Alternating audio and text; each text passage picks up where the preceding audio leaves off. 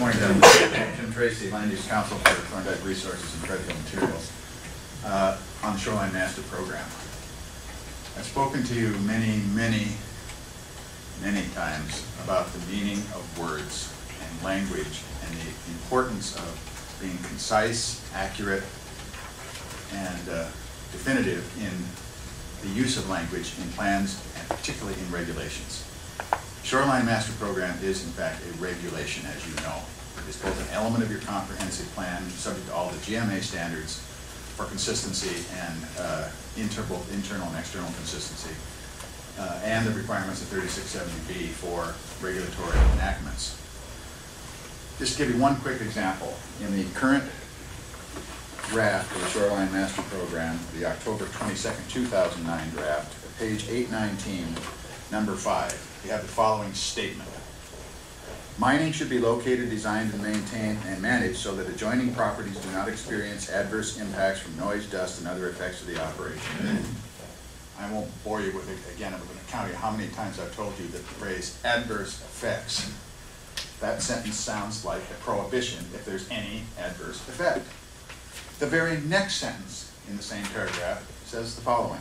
The mine operator should be required to implement mitigation measures to minimize adverse proximity impacts. Those two are mutually exclusive.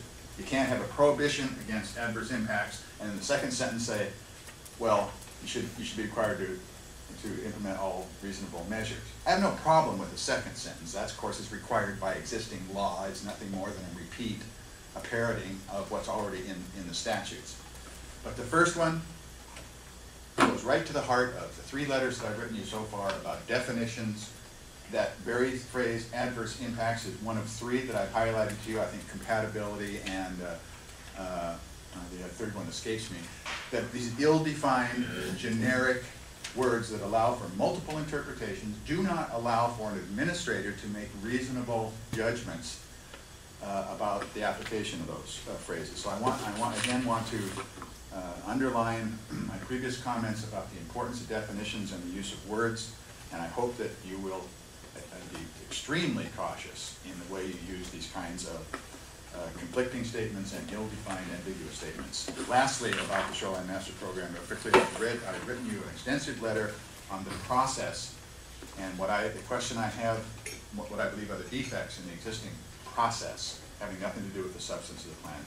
And my question is simple. When does the public get an opportunity to comment on the county commissioner's final proposed plan?